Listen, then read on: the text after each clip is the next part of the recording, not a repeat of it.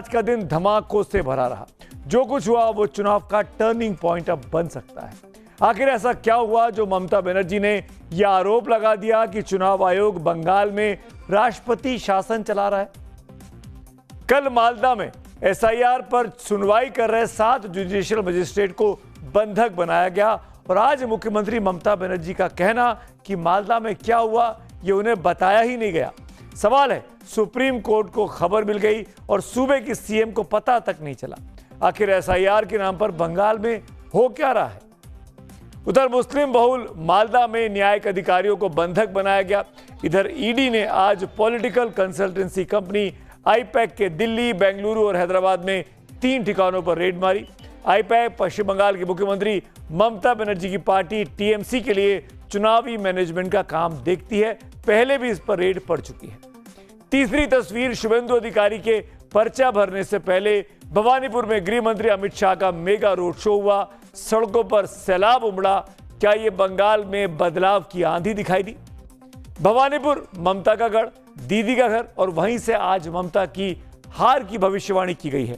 तो क्या इस बार दीदी के किले में सेंध बीजेपी लगा पा रही है? सबसे पहले बात मालदा की करते हैं, यहीं से शुरुआत करता हूं।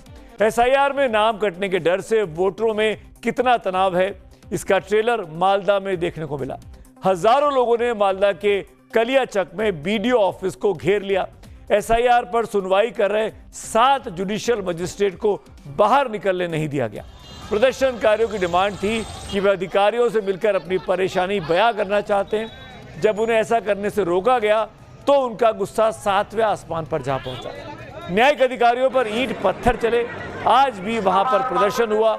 मालदा में जो कुछ हुआ उससे लेकर आज पूरे बंगाल में सियासी उबाल मचा रहा। लेकिन सबसे चौंकाने वाला दावा ममता बनर्जी की तरफ से इस पूरे घटनाक्रम के बीच में सामने आया। ममता दीदी का कहना है कि उन्हें कोई जानकारी तक नहीं दी गई। आखिरकार वहां चल क्या रहा है? যে ঘটনা মালদায় ঘটেছে জানি না কারা করেছে, কিন্তু আমার কাছে কেউ কোনো খবর দেয়নি। কারণ এখানকার চিফ সেক্রেটারি আমার সাথে আজ পর্যন্ত কলন করেনি।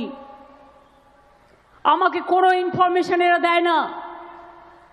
আমি রাতের বেলায় আমি একজন সাধারণ সাংবাদিকের কাছ থেকে জানতে পারলাম রাত্রির 12টার সময় যে জাজদের ঘেরাও করে রেখেছে।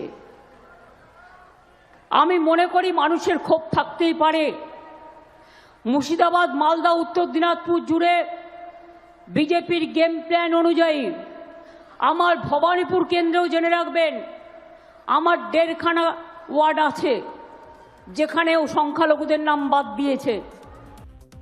ममता बनर्जी की पार्टी टीएमसी शुरुआत से ही बंगाल में एसआईआर के खिलाफ मोर्चा खोले हुए है। एसआईआर प्रक्रिया के जरिए वहां वोटर लिस्ट से 60 लाख लोगों के नाम हटाए गए हैं। आपत्तियों पर रोज सुनवाई अभी भी चल रही है।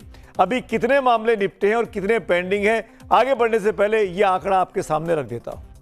कलकत्ता हाईकोर्ट के चीफ जस्टिस की ओर से सुप्रीम कोर्ट को 60 लाख आपत्तियों पर डिटेल से जानकारी दी गई है।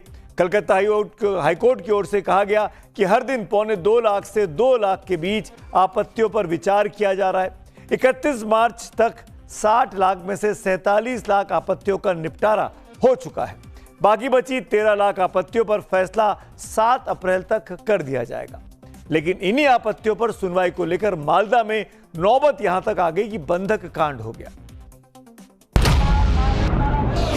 हंगामा, पथराव, आगजनी, ट्राइब्यूनल मानछिना मानबोला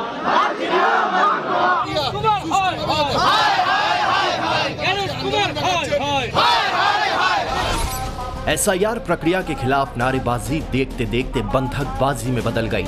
मालदा में एसआईआर की सुनवाई कर रहे 7 न्यायिक अधिकारियों को बंधक बना लिया गया। साथ में 3 महिला अधिकारी थीं। 9 घंटे से भी अधिक समय तक वो सभी 7 के 7 अधिकारी बीडीओ ऑफिस में बंधक बने रहे। उनके पास न खाने को कुछ था, न पीने को पानी था। बिना किसी सुरक्षा के सभी 7 न्यायिक अधिकारी बंधक बने रहे। घंटों बाद जब सेंट्रल फोर्स और पुलिस मौके पर पहुंची तो उन्हें बाहर निकाला गया। लेकिन हंगामा इसके बाद भी नहीं थमा। उनकी गाड़ियों पर पत्थर बरसाए गए, तोड़फोड़ किया गया, जगह जगह बांस लगाकर उनके रास्ते रोकने की कोशिश हुई। लोगों ने हाईवे को जाम कर दिया। वोटर लिस्ट से नाम कटने पर गुस्सा इस कदर हंगामे में बदल जाएगा, ऐसा जुडिशियल ऑफिसर्स को भी उम्मीद नहीं थी। वैसे तो बंगाल का चुनावी इतिहास रक्त रंजित रहा है, लेकिन चुनाव से पहले वोटर लिस्ट में नाम कटने पर ऐसा बवाल कट जाएगा, ये हर किसी के लिए कल्पना से परे था। थक हार कर पुलिस ने स्थानीय मस्जिद के इमाम को बुलाया, फिर इमाम के समझाने पर लोगों ने हाईवे खोला, तब जाकर सभी न्यायिक अधिकारी बंधक से आजाद हो पाए। बंगाल के चुनाव में 2 फेज हैं और दोनों फेज में पहले फेज में 20 दिन का वक्त बाकी है वोट पड़ने में। 20 दिन से कम का वक्त है, लेकिन अब तक वोटर लिस्ट फाइनल नहीं हो पाई है। एसआईआर को लेकर मामला सुप्रीम कोर्ट तक चल रहा है। टीएमसी की आपत्तियां हैं और चुनाव आयोग के अपने तर्क हैं, लेकिन मालदा में जो घटना घटी बीती शाम को, उसको लेकर मामला सुप्रीम कोर्ट तक पहुंच गया, क्योंकि सुप्रीम कोर्ट की निगरानी में तमाम आपत्तियों पर विचार विमर्श चल रहा है। जुडिशियल मजिस्ट्रेट का अपॉइंटमेंट हुआ है।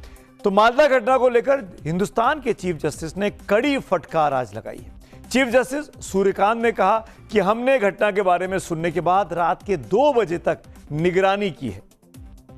मालदा घटना पर चीफ जस्टिस सूर्यकांत ने कहा कि बंगाल में हर कोई राजनीतिक भाषा अब बोल रहा है, अधिकारियों को डराने की कोशिश की जा रही है। चुनाव आयोग सभी अधिकारियों की सुरक्षा सुनिश्चित करे, अधिकारियों को सुरक्षित जगह दी जाए। मुख्य सचिव, गृह सचिव और पुलिस महानिदेशक को कारण बताओ नोटिस भी सुप्रीम कोर्ट ने जारी कर दिया। वहीं चुनाव आयोग ने डीजीपी से रिपोर्ट तलब की। कुल मिलाकर बंगाल में मालदा को लेकर अब सियासी अखाड़ा खुल गया है।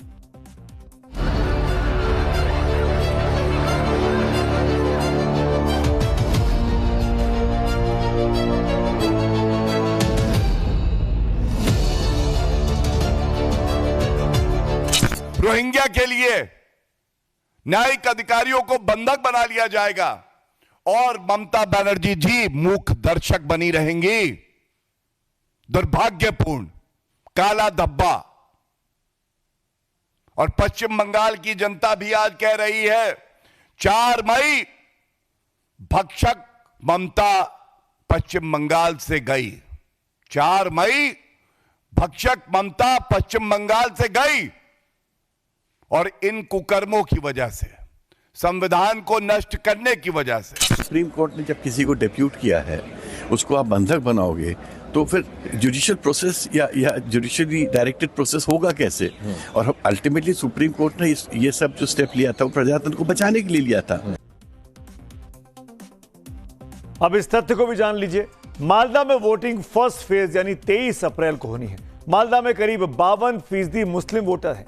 हिंदू आबादी यहां पर करीब 48% है।